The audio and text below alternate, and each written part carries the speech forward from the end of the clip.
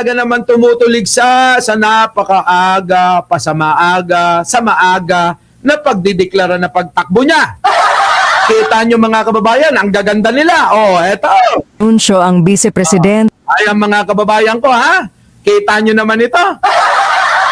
Oo, chika bebe mga kababayan. Oh, ano sabi rito ng batang ito? Itong chika bebe na to. Na ganito yung mga paboritong pinapanood ni wag na. baka may mag-away dito. Eto, pakinggan nyo ha. Siyempre mga kababayan, alam nyo naman ang mga DDS, di ba? Kapag may mga nagpapaliwanag patungkol sa katotohanan at kanilang mga opinion pananaw sa pagdating sa politika, lalong-lalo na sa pananaw nila kay Sara, at pag naging negatibo, abay binabash nila.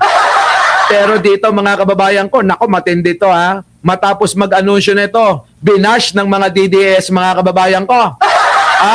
Ang ganda ni Ren Iscanio. Naglabas ng salubin tungkol sa pag-anunsyo ng Vice Presidente na si Sara Duterte aka Mary Grace Piatos. Ano yun? Matapos mag-anunsyo ang Vice Presidente na si Sara Duterte, natatakbo umano ito bilang presidente ngayong darating na halalan 2028, ay naglabas ng saloobin ang Viva artist na si Ren Iscanio.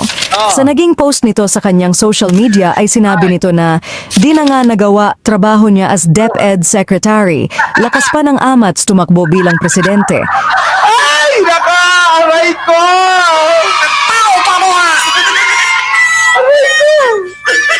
Aray ko, Sara! Yung mga magaganda, yung mga kabataan. Eto, pakinggan yung mga kababayan ko. Aray ko. Sabi dito sa post, di nga nagawa, trabaho niya, siya DepEd Secretary, lakas pa ng amats, tumakbo bilang presidente. Ay, nako!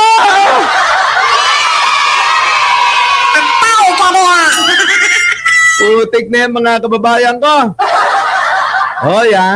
Ikukumpara nyo naman sa mga DDS ha. Sa itsura pa lang ha. Kita nyo naman ha. Sabi rito ni Ren Iscanio na binabash ngayon ng mga DDS, mga kababayan ko, eto, di nga nagawa trabaho niya sa DepEd Secretary niya, lakas pa ng amats tumakbo bilang presidente. Talinuhan natin sa halalan 2028, maawa kayo sa Pilipinas. Eka! Nako!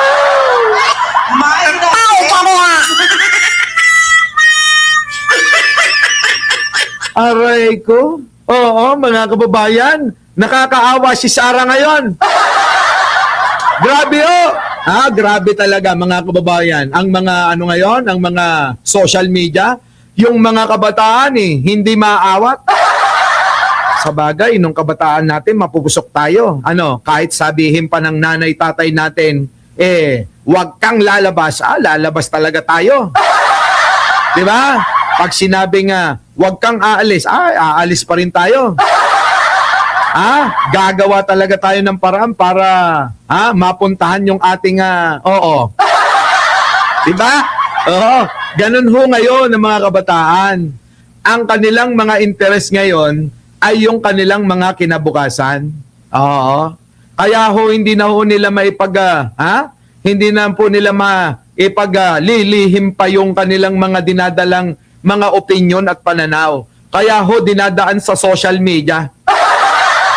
At talaga naman mga kababayan, kung inyong susuriing maigi yung mga pananaw ng katulad ni Re, mga kababayan ko, talaga namang may punto Ano po?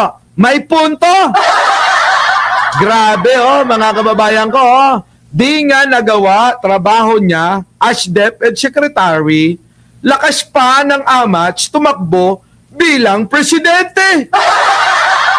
Palinuhan natin sa halalan 2028. Maawa kayo sa Pilipinas. Grabe kita nyo, daming views. Kita, ulitin mo, Boss Mike, ulitin natin itong magandang babae na to. Sabi ni Aichang ko, konti pa lang daw yung nagla-like sa inyo. Mga DDS, mag-like na kayo. Huwag nyo nang ipagkait yan. darating naman ang panahon talunan kayo.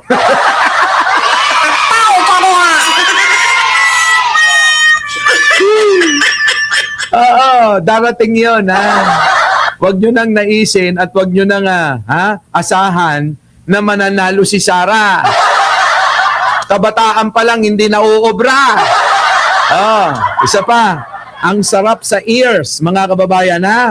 Matapos mag-anunsyo ang Vice-Presidente na si Sara Duterte, natatakbo umano ito bilang presidente ngayong darating na halalan 2028, ay naglabas ng saloobin ang Viva artist na si Ren Escaño. Sa naging post nito sa kanyang social media ay sinabi nito na di na nga nagawa trabaho niya as DepEd Secretary, lakas pa ng amats tumakbo bilang presidente. Agad namang nag-deactivate. Aray ko! Ayan, mga kababayan ko, ha? Kita nyo? Siyempre, inaaway ho ng mga DDS, kaya medyo nag-private muna. Gatas na gatas ang youth. Siyempre! Magatas-gatas pa talaga yung mga yan. Ay, nako.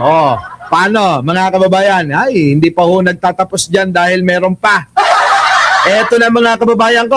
Puntahan naman natin si Anino. Si Anino, 23 lang to, ha? Pass out! Ayan, Magandang araw mga kababayan. Pakinggan ho natin ito, ha? Pakinggan ho natin, ha? Si Anino. Bakit ba kasi puro magaganda yung mga tumutulig sa kay Sara, ano? Samantalang yung tagapagtanggol nila, mamaya ipapakita natin, ha? Puro mga nako, ewan ko ba? Basta, baka sabihin nila nagdi-discriminate tayo ng tao. Abangan nyo na lang pagkatapos nito. Pakinggan natin si Anino. Gaganda. Anino! Ano naman ang masasabi mo bilang kabataan? Uy, bata pa ho ito. 23 anyos. Eto na. Pasok! Magandang araw mga kababayan ko, and for this video ay bibigyan ko ng reaksyon yung deklarasyon ni Vice President Sara Duterte sa pagtakbo o pinaplano niyang pagkandidato for presidency sa 2028. But before anything else, gusto ko lang bigyan ng pansin itong mga comments na ito. Alam niyo po ba? Kasi I get this all the time. Sobrang, ewan ko ba, kapag ka DDS, tapos nag-comment dun sa aking mga videos, ito yung palagi nilang kino-comment. Nabayaran daw ako. Na-troll daw ako. Na magkano daw bayad sa akin, ganyan. When in fact, kung magpapabayad din lang ako, di doon na tayo sa mataas, di ba? Balita ko. Doon daw sa kabila, ang laki daw ng bigayan. May pakondo pa nga daw. Ay! At yung mga pucho-pucho na vloggers yan. Grabe siya, talaga, totoo. Hindi pa, Benji Bernardo, single yan. Stricto ang parents niyan. Gusto, nako, papakilala ko kayo dyan sa mga susunod na panahon, ha? Stricto ang parents niyan.